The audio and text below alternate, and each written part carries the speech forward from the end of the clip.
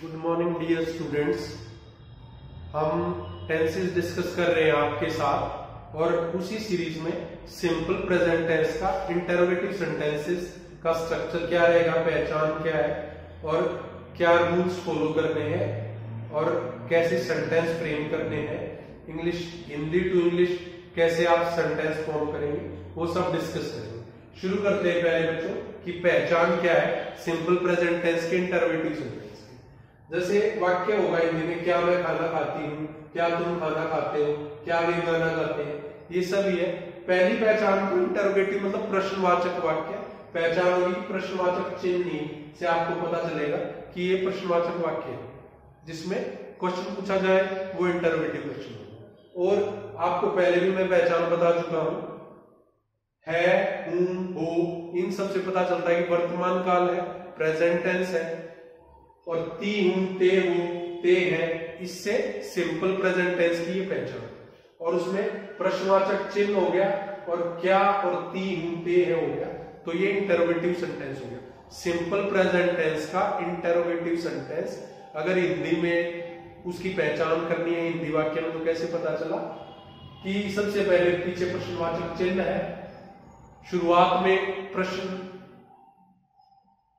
पूछा गया जैसे क्या, क्या, क्या, कौन, ये सब प्रश्नवाचक जो है, ती हूं, ते हूं, क्या मैं खाना खाती हूं, क्या तुम खाना, ये पहचान। फिर रूल क्या है, स्ट्रक्चर क्या है। तो ऐसे वो जो सेंटेंसेस इंटरोगेटिव के सिंपल प्रेजेंट टेंस में, उसका स्ट्रक्चर ध्यान रहे बच्चे। हेल्पिंग वर्ब सबसे पहले आएगी सेंटेंस के शुरुआत में। जब आप इंग्लिश में सेंटेंस फॉर्म करोगे तो सबसे पहले हेल्पिंग वर्ब डू या डज आएगी, उसके बाद सब्जेक्ट आएगा, फिर वर्ब की फर्स्ट फॉर्म या बेस फॉर्म कह सकते हैं आप उसको, और फिर ऑब्जेक्ट आएगा। फिर according to person, if first person is there whether it is singular or plural, in both the cases helping verb do plus subject plus verb की first form plus object। in second person for both singular and plural helping verb do plus subject plus verb की first form plus object। in third person plural helping verb do plus subject plus verb की first form plus object।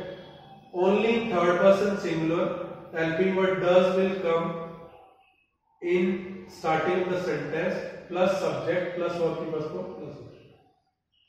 प्यारे बच्चों, simple present tense के interrogative sentence में structure में या rule है English का वाक्य बनाने के लिए, पहले हेल्पिंग वर्ब डू या डज आएगी, फिर सब्जेक्ट आएगा, फिर वर्ब की फर्स्ट फॉर्म, फिर ऑब्जेक्ट आएगा। अगर फर्स्ट पर्सन होगा, चाहे सिंगुलर हो चाहे प्लूरल, हेल्पिंग वर्ब डू ही आएगी और फिर सब्जेक्ट आएगा, फिर वर्ब की फर्स्ट फॉर्म, फिर ऑब्जेक्ट।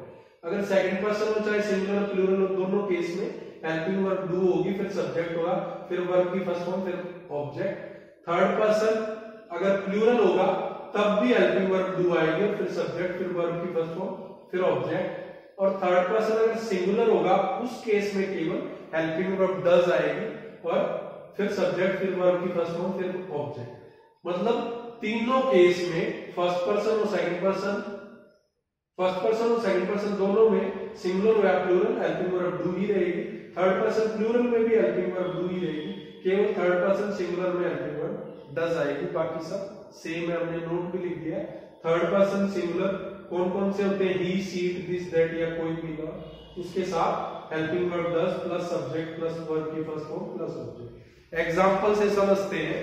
एग्जांपल जैसे हिंदी वाक्य है, क्या मैं खाना खाती हूँ, प्रश्नवाचक है, तो पहले हेल्पिंग वर्ब मैं है, तो मैं फर्स्ट पर्सन है, इसका इंग्लिश ट्रांसलेशन आई है, तो फर्स्ट पर्सन सिंगुलर है, उसके साथ हेल्पिंग वर्ब डू ही आएगी। डू, आई, वर्ब की फर्स्ट फॉर्म ईट, फूड। यहाँ पहले हेल्पिंग वर्ब डू, फिर सब्जेक्ट आई, फिर वर्ब की फर्स्ट फॉर्म ईट, फिर ऑब्जेक्ट फूड, हमने स्ट्रक्चर में बताया था।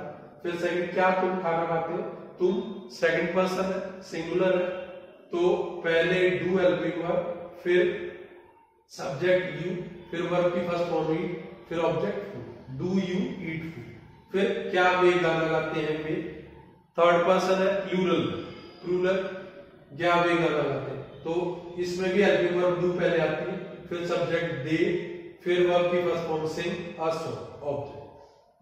फिर क्या राम खाना खाता है, राम कोई भी नाम है, ये थर्ड पर्सन सिंगुलर का एग्जांपल है, तो इसमें हेल्पिंग वर्ब डज आएगी, फिर नाम आएगा राम जो सब्जेक्ट है, फिर वर्ब की फर्स्ट फॉर्म ईट और फिर ऑब्जेक्ट फूड आएगा।